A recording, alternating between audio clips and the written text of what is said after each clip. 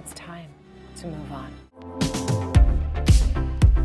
Hey, welcome back to ScreenCrush. I'm Ryan Airy. So I think it's pretty clear by now that Ahsoka was not just setting up a second season of its own show, but also Dave Filoni's upcoming Heir to the Empire movie. Now that film will be a major crossover event connecting The Mandalorian, Boba Fett, and Ahsoka, with the main villain almost certainly being Grand Admiral Thrawn. But after watching the first season, it looks like Ahsoka is also setting up another upcoming Star Wars film. Oh, the Taika Waititi movie. No, dude, it's not the Taika Waititi Star Wars movie either. I'm talking about the new sequel starring Daisy Ridley as Rey. Oh, that was going to be my 5th or 7th guess. Ms. Marvel director Charmaine Obaid-Chinoy is set to direct this movie. Peaky Blinders creator Stephen Wright is working on the screenplay, being produced by 3-time Academy Award winner your mom. So Lucasfilm has confirmed a few things about this project. It will star Rey, it will focus on Rey rebuilding the Jedi Order, and it will take place 15 years after The Rise of Skywalker, the movie where somehow Palpatine returned. Now, you might be wondering how Ahsoka could possibly be setting up a Rey sequel that takes place 40 years later, especially when none of its core characters really had anything to do with Rey's storyline in episodes 7, 8, and 9. And I don't think it would even be obvious that's what the show was doing if we didn't know one key detail about the Rey film. According to Lucasfilm president Kathleen Kennedy, Rey is building the new Jedi Order. She actually used those exact words, the new Jedi Order, which is a huge clue. Well, why is that? Well, the new Jedi Order was a series of novels that came out between 1999 and 2003 and are part of the Star Wars Legends canon. You know, the old expanded universe that was decanonized when The Force Awakens was released and replaced it with a new continuity. Now, Ahsoka is definitely setting up the Heir to the Empire movie, which is likely going to be an adaptation of the Heir to the Empire trilogy from the Legends canon, the one that introduced Thrawn for the first time. Not a direct adaptation, but it will pick and choose parts of the old Legends canon and introduce it in a modified way to the new Star Wars continuity, like what they've already done with Thrawn and the return of Darth Maul. But in just 8 short episodes, Ahsoka introduced a lot of new concepts to live-action Star Wars, and I think that some of them won't tie into Thrawn's story at all. I think they will tie into New Jedi Order. So the books or the movie? Both. Just as Dave Filoni's Heir to the Empire is inspired by the Thrawn trilogy, I think Rey's movie will be inspired by the New Jedi Order saga, which just so happens to be a direct sequel to Heir to the Empire. It's quite possible the film will even literally be called New Jedi Order. It would be a nice full-circle title to follow The Last Jedi, and we know that Star Wars likes to bring their titles full circle. You know, it's like poetry, so if they rhyme. By knowing the basics of what happens in the New Jedi Order books, we can get a pretty good idea of what's going to happen in the New Jedi Order movie starring Rey. In the books, the New Jedi Order is founded by Luke Skywalker to replace the old Jedi that were wiped out by Palpatine. Luke's New Jedi Order was different from the old order in several ways. Luke wanted to do things differently and learn from the mistakes the old Jedi had made that led to Palpatine's rise in the first place. But some of his changes were just practical because there were so few experienced Jedi left to even teach new students. Luke's New Jedi Order had less regimented training and was less centralized and religion-like. Jedi didn't have to wear monk robes, and they were even allowed to marry and have families. I mean, that's something that would have saved everyone a lot of trouble if Anakin had been allowed to do that in the first place. Hey, everybody, we're all gonna get laid. Luke's Jedi weren't exactly gray Jedi, who were non-traditional Force users that hadn't fallen to the dark side, but Luke did explore aspects of the Force that were off-limits back in the stricter days of the old Jedi Order. Now, that's what happens in the books, and that's not canon anymore. In the post-Disney Star Wars continuity, Luke's new Jedi Academy doesn't last very long. Kylo Ren burns it down and presumably kills or converts all the students. But Rey will be forming a new Jedi Order decades later, around 50 years after the original trilogy, and it's likely that, like Luke in the books, she will be reforming the Jedi differently than the old Jedi Order of Yoda and Mace Windu. In fact, she'll probably embrace some non-traditional practices, like the Grey Jedi. After all, she's part Palpatine. She might be the perfect person to finally master incorporating the dark side of the Force in such a way that allows the Jedi to use it without succumbing to it completely. You know, bring balance to the Force. You were the chosen one! It was said that you would destroy the Sith, not join them! I mean, this is probably the right way to do it, rather than hold back the dark side entirely like the old Jedi did. That just makes it more likely that when you break, you will break all the way and go full child killer. Now, by allowing a little bit of dark in, you're immunizing yourself to this poison. Rey students could be similar to Grey Jedi in that way, and they can make the Jedi Order more powerful than ever. This could also be foreshadowed in the symbolism of her yellow lightsaber, the one she built for herself at the end of Rise of Skywalker. Traditionally, yellow lightsabers in Star Wars meant good. It was a common color for the Jedi. Not quite as much as blue or green, but, you know, up there. Jedi Temple guards also used yellow lightsabers. But in this context, Rey's yellow blade, the first one we see in live action, could symbolize Rey moving on from tradition, from the blue and the green, to something brand new and a little more mixed. A little hint of the dark side red blended in. again. And you know what's similar to a yellow lightsaber? Maybe just a smidge darker? An orange lightsaber. Exactly, an orange lightsaber just like the ones used by Baylan Skoll, Shin Hati, and Lone Star. You have the ring, and I see your Schwartz is as big as mine. Baylan and Shin's orange lightsabers reflect their use of the Force. Not quite full on red, just as they're not quite full evil Sith. They're somewhere between the light and dark sides of the Force, like gray Jedi, or in this case, orange Jedi.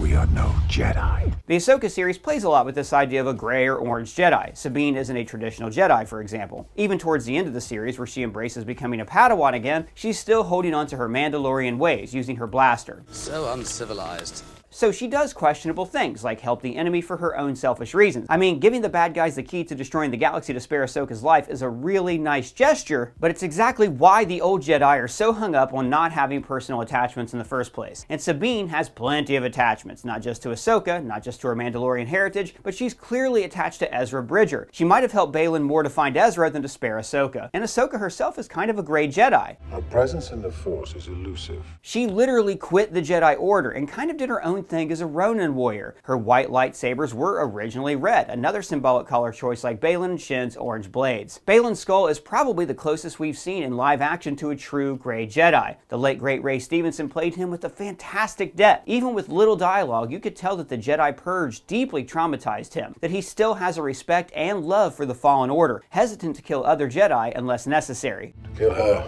would be a shame. There's so few Jedi left. His desire to remake the galaxy is misguided, but it's rooted in trying to prevent something as awful as Order 66 from ever happening again. It is an unfortunate evil one must destroy in order to create.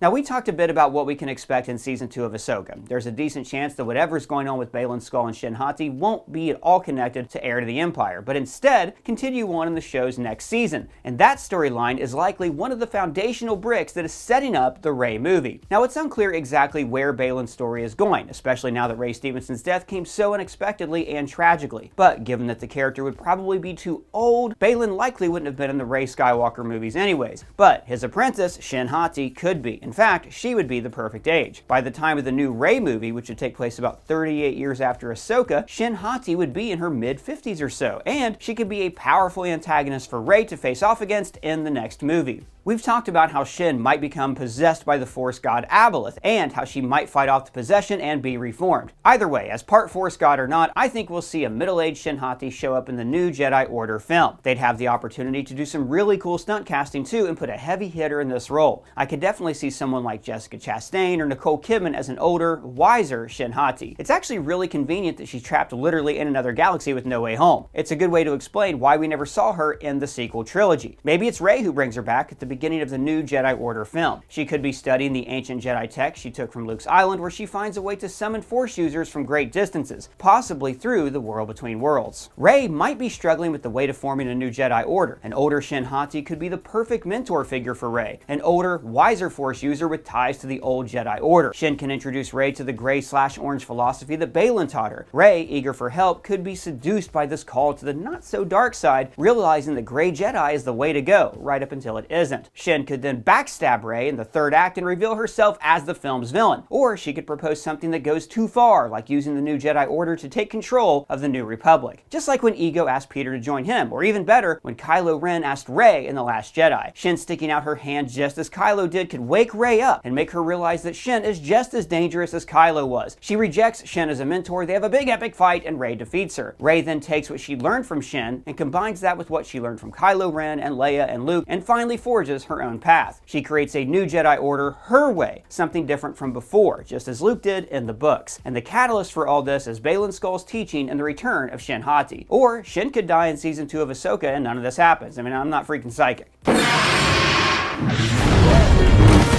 But there's another way Ahsoka seems to be setting up the new Rey movie. One of the main conflicts in the original New Jedi Order books is with the Yugan Vong. You've probably heard them mentioned a few times before. In the Legends canon, they are an alien race from another galaxy who invades the New Republic, and they are particularly dangerous because they exist outside of the Force and can't be sensed or manipulated by Jedi. I don't have anything else, but credits will do fine. No, they won't. Credits will do fine. No, there won't! Now, we've talked before about how Lucasfilm might already be setting up a new canon version of the Yugan Vong with the Grisk hegemony in the unknown regions. But now that Ahsoka has established the races and societies that exist outside the known galaxy are there, a more direct adaptation of the Vong is much more likely. After all, someone wiped out Peridia, the extragalactic planet that we see in Ahsoka. Now, we know that it had once been inhabited at least by one civilization. In the books, the Yugan Vong have a religious hatred for anything mechanical.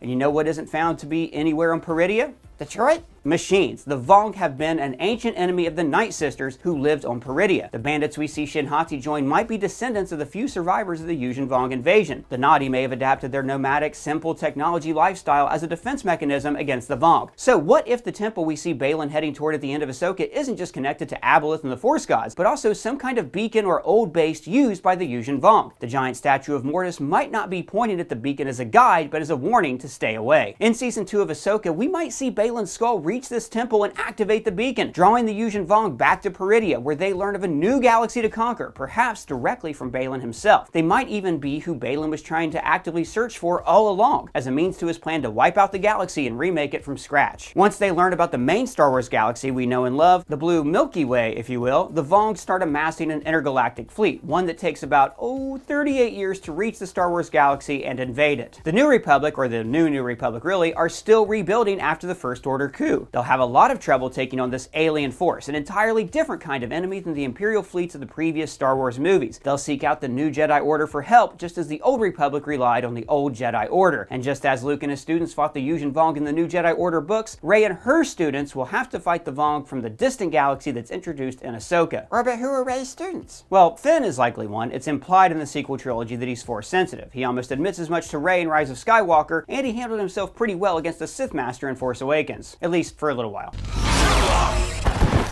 And in the animated LEGO Star Wars Holiday Special, which directly followed the events of Rise of Skywalker, we see Rey actually training Finn in the Force. By the time of the new Jedi Order film, he'll probably be her second in command. Then we'll add in some randos for an ensemble team of diverse, likable Padawans that will make for nice action figures and cosplay characters at the next Comic-Con. One could even be a teenage broom boy. Hashtag Broom Team. Hashtag Broom Teen, high five. And since Lucasfilm pretty much confirmed the new Jedi Order will be the main influence of the Rey film, there's one really interesting young Jedi I think we'll see. Ben Skywalker. You mean Ben Solo, and he can't be in the movie? He's dead. He died after kissing Rey for some reason. No, not Ben Solo. Ben Skywalker, his cousin, the son of Luke Skywalker. You mean Luke had a family on Act 2 with one of those fish nuns? What? No. Well, I mean, who knows, maybe, but if so, good for him. No, in the Legends books, Ben Skywalker is part of the next generation of Jedi. He's younger than the three children by Han and Leia, who also make up the new Jedi Order, Jacen, Jaina, and Anakin Solo. Now, in the new canon, we know that Han and Leia had only one child, Ben Solo. He's kind of an approximation of Jacen Solo, who fell to the dark side and became Darth Caedus. In the movies, when Ben Solo died, the bloodline of Anakin Skywalker seemingly came to an end, something very different from the comics and books, where it continued on for hundreds of years. But there's really no reason to think that Luke never had any children. We know very little of what he was up to between the Book of Boba Fett and The Last Jedi. There is no reason he couldn't have had at least a one-night stand, or even started a family with someone he loved. He could have either fallen out with his adult son or daughter, or they could have been tragically killed by the Knights of Ren, causing Luke to go into exile. Perhaps his child survived though, and he didn't know it, or he faked the child's death in order to protect them. After all, who could be a bigger target than the son of Luke Skywalker? Sound familiar? I will take the child and watch over him. Once the First Order is defeated, Ben Skywalker could come out of hiding and train under Rey. Since Kylo Ren was named Ben Solo, it's likely that Luke's son won't be named Ben Skywalker in the new canon. I mean, there can't be two Bens. Come along, Bort. Are you talking to me? No, my son is also named Bort. Dark. He could be Dark Skywalker. Yes, or just given a made-up name. Star Wars loves making up new names. It could be Bonathan or Sordo Rex or whatever. I like Owen Skywalker, so let's just call him Owen for now. I don't see what's wrong with Dark. There's a good name. Dark would be a good name for a Jedi. Owen Skywalker could be Rey's main Padawan. Since he has this dark legacy of being the grandson of Darth Vader, he might be the member of the new Jedi Order who's closest to falling to the dark side. The New Republic or other Jedi might even dissuade Rey from teaching him at all. No, he will not be trained. But she's a Palpatine and knows that a name and bloodline does not determine your fate, and she chooses to train him right. Using a more gray Jedi approach than that of Baylan Skoll might even be the key to making sure he doesn't go full dark side. And then the Vong attack, and it's up to Rey, Owen Skywalker, and the new Jedi Order to stop them. And elderly Ahsoka may even still be around. Since she has direct experience with the other galaxy, she might even know of a way to send them back there for good, cutting off the two galaxies completely so they can never return. In fact, Ahsoka might even be the one who hides Owen Skywalker away in the first place. We know Luke and Ahsoka were friends at one point. Perhaps they became so close that he entrusted his only child with her, just as Luke was once entrusted with Obi-Wan. Obi-Wan watched over Luke on a distant, barren planet where he couldn't attract attention. Ahsoka would know of the perfect, distant, barren planet to hide Luke's son, Peridea. I wouldn't be surprised if Heir to the Empire or the Ahsoka series ends with Ahsoka willingly returning to Peridea with Owen, like how Revenge of the Sith ended with Obi-Wan taking Luke to Tatooine. It's like poetry, so if they rhyme. This would explain one of the biggest questions fans have. Where is Ahsoka in the new sequel trilogy? If she's protecting Luke's son in another galaxy, she can't risk coming out of hiding and helping the Resistance fight the First Order. Just like Obi-Wan could not get involved in the rebellion. We might see all this begin to play out in a season 2 of Ahsoka. Remember, she's still stranded on Peridea with Sabine. It's there that she might learn of the Yugan Vong and the threat they pose. Their technology may even be how she gets back to her home galaxy in time for the events of Heir to the Empire. If the Ahsoka series continues to produce seasons of television after Thrawn is defeated in Heir to the Empire, the show might even pivot to her raising the son of Luke Skywalker, maybe even with the help of his grandfather, Anakin. Now, right now, Ahsoka feels like a sequel to Star Wars Rebels, but a few years from now, we might know it better as the prequel to Rey's new Jedi Order film. Well, guys, I want to give a big shout out to the writer of this video, Mr. Jack Piccone. Let us know your thoughts on this theory down in the comments below or add us on Twitter. And if it's your first time here, please subscribe and smash that bell for alerts. For ScreenCrush, I'm Ryan Airy.